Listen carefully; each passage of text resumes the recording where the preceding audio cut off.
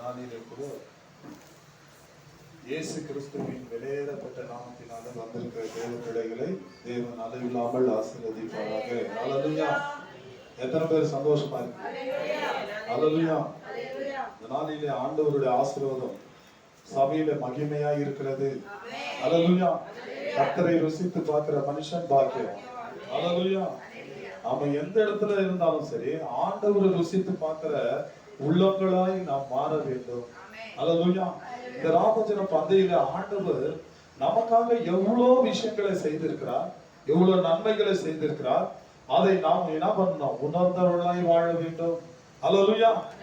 எத்தனை பேரு அந்த சிந்தனையோட இருக்கிறீங்க? இன்னைக்கு ராமஜன பந்தை சிந்தனையா இருக்கிறோம். ஹல்லேலூயா. ஆண்டவர் அவர்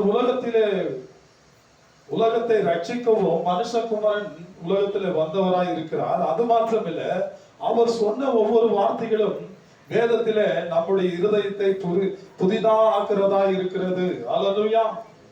ஆமென். ஆமென் என்று சொல்லுங்க. ஹல்லேலூயா. மனுஷன் அப்பத்தினால மாத்திரமில்ல, தேவனுடைய ஒவ்வொரு வார்த்தையிலும் பிழைக்கிறான். எத்தனை பேர் விசுவாசிக்கிறீங்க? ராமோஜனை பந்திக்கு வந்திருக்கிற தேவ பிள்ளைகளே, ஆண்டவர் உங்களை பார்த்து சொல்லுகிற ஒரு வார்த்தை யோவான் புஸ்தகத்திலே 6ஆம் அதிகாரம் 48வது வசனத்தை நாம் வாசிப்போம்.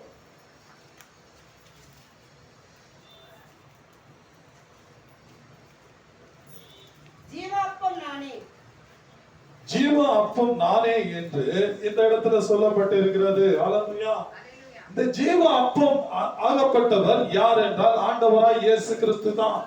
ஹல்லேலூயா.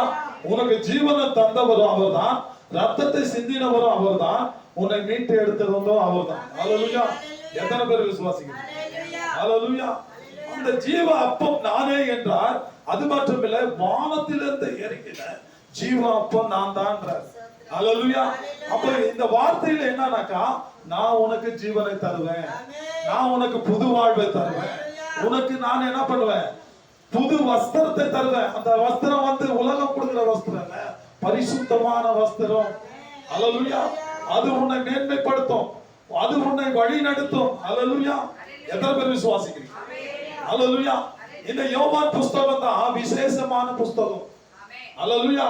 4 சுவிசேஷ புஸ்தகத்திலே மத்தேயு, மார்க்கு, லூக்கா, யோவான் புஸ்தகத்திலே காட்டிலும், இந்த லூக்கா புஸ்தகத்தில் காட்டிலும் யோவான் புஸ்தகத்திலே அதிகமாக நான் நான் என்று உச்சரிக்கப்பட்ட வார்த்தைகள் காணப்படுகிறது. ஹல்லேலூயா. ஏசப்பா இந்த இடத்துல எல்லா இடத்திலும் நான் நான் என்றாரு. ஆமென்.